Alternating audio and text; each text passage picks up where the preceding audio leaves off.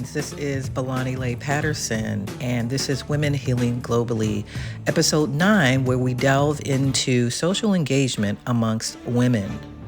Well, today we're going to have a deeper conversation about social engagement amongst women and how comparison, insecurity, silent judgment, self-worth can quietly erode and shape the way we relate to one another and other women. I've learned from myself how we silently critique other women is often a reflection of how we internally critique ourselves.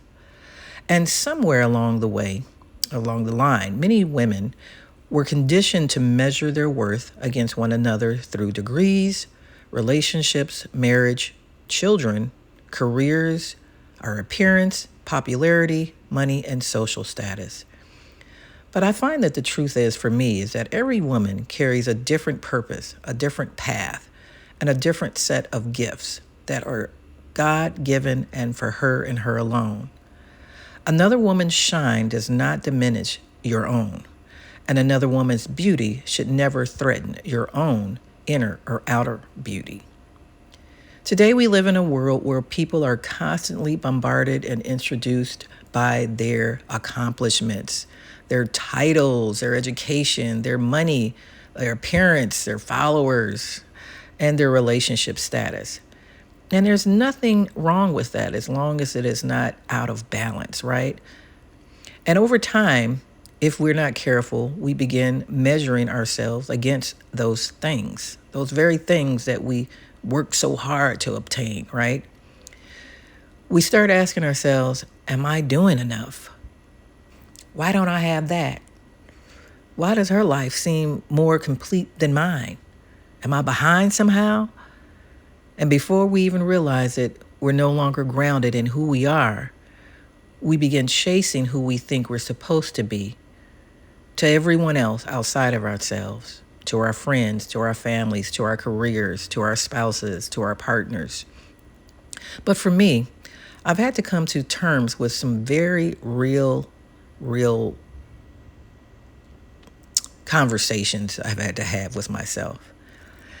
And I may not have all of the degrees and I may not have all of the titles. And as a young mother at one point that I was raising 3 now adult children, I definitely did not have all of the answers. I didn't have the answers all in parenting, not in developed and lost sisterhoodships, not in relationships. And truthfully, I am still learning how to navigate some of those areas even now. There were seasons in my life where there was a male presence and some seasons where there wasn't. And I've experienced marriages that did not end well, relationships that did not end well. But even through those painful experiences, they taught me a valuable lesson about myself. And the one thing I've learned is that when relationships end, people often want to somehow place the blame. Another woman, another situation, another person. But the reality is, as adults, we all make choices. And sometimes healing requires us to stop pointing the fingers long enough to honestly reflect within ourselves. Those patterns, those wounds, those insecurities, our decisions, and the lessons that life may have been trying to teach us all along. Because for a long time, I was still looking outside myself for some sort of validation through those marriages, validation through relationships, validation through motherhood, validation through my career or lack thereof, or money, how much money I had and didn't have, and validation through my appearance, that I looked the part, and validation through titles and this goal of validation through what it means to be a success. And even after obtaining all of those things, there were still parts of me that felt empty, still parts that felt broken, still parts that felt hurt. And I'm still working through those. I haven't mastered it all. Still parts that felt emotionally exhausted or unhealed or detached, because external accomplishments cannot fully heal internal wounds. Let me repeat that. Because external accomplishments cannot fully heal external wounds. I'll let you think on that for a moment. And now that I'm finally coming to terms with understanding the lessons behind many of the experiences I've gone through, some of those experiences have humbled me. Some of them have even broken me in times past. Some awakened me, and some forced me to confront parts of myself I had ignored for years. But through it all, I'm learning that healing is not just about pretending that the pain never existed or never happened. It's about understanding why certain patterns even existed in myself, in my bloodline, in my family history, right? What they were trying to teach us or teach me, and how we intentionally choose to grow from them moving forward. You see, comparison creates pressure. Pressure to achieve more, to prove more, to look better, to even be more successful and appear more fulfilled than we truly feel. But when that pressure is not grounded in truth, it slowly turns into self-doubt, insecurity, resentment, silent judgment, and sometimes even shame, especially amongst women, because sometimes the competition is never spoken out loud. It's silent. It's the silent comparison.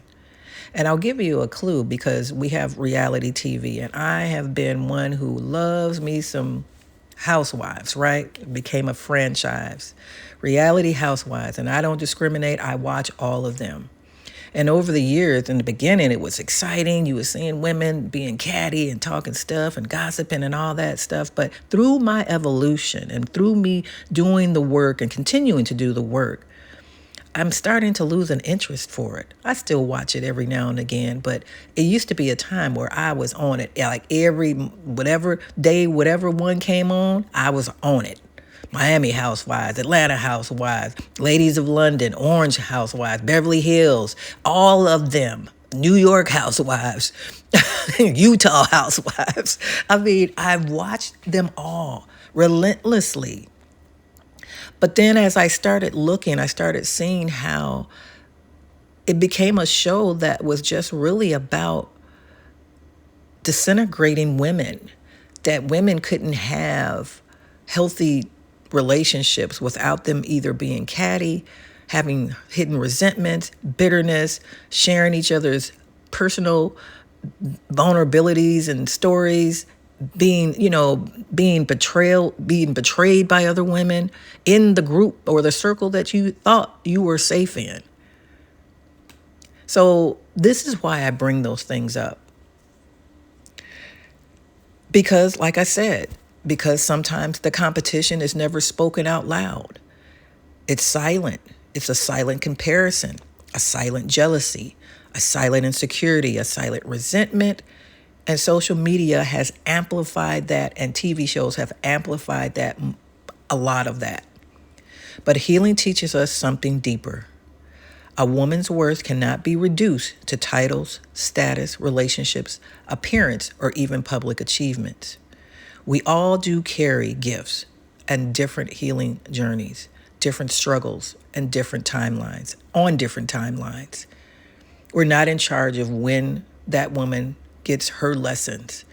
The best we can do is support her, pray for her, and uplift and encourage her and support her in ways that we know how, that will help to benefit us, her as an individual, and us as a collective. And another woman's success does not take away from our own ability to grow. There is room for us all. And in this balanced cosmic living, my apologies for that, this conversation falls under the social dimension if I didn't mention it earlier, but it also connects to emotional wellness, identity, and self-worth, and self-awareness. Because the real question, again, becomes, am I defining myself as a woman, or am I allowing society to define me? When we become more secure within ourselves, we can stop the need to compete, the need to diminish another woman, the need to feel threatened by another woman's beauty, intelligence, presence, or success. Instead, we can begin learning how to support one another from a place of authenticity. Instead of asking, what does she have that I don't? Ask yourself, what have I built within myself that no one, and I mean no one, can take away? And I'll tell you what it is. It's your own resilience, your own wisdom, your own awareness, your own experience, your own growth. That is where the value is. Not everything meaningful can be measured on paper.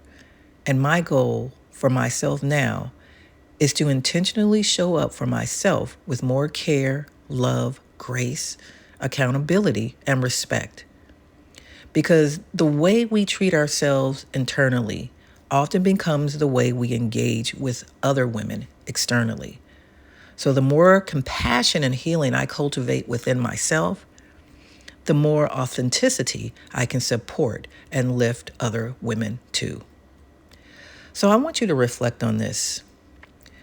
Where in your life are you comparing yourself to others or to other women in particular? And are those comparisons inspiring growth or quietly diminishing your own self-worth? Because there is a difference.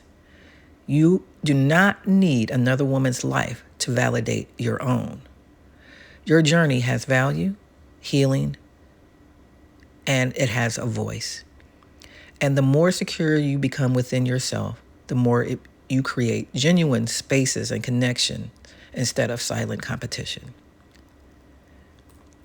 This is Belani Lay Patterson, again with Balanced Cosmic Living and Women Healing Globally, the 9 dimensions of health and wellness. We here at Women Healing Globally, we hold a space for you until you can hold it for yourself. And if you're interested in learning more about the 9 dimensions of health and wellness SEL program and curriculum, or booking a coaching session, speaking engagement, or future workshops, you can connect with me on LinkedIn under Belani Lay Patterson, or email me at Women Healing Globally, that's with 2 G's, Women Healing Globally, and the link is in the Bible. In the bio. I'm sorry, Lord.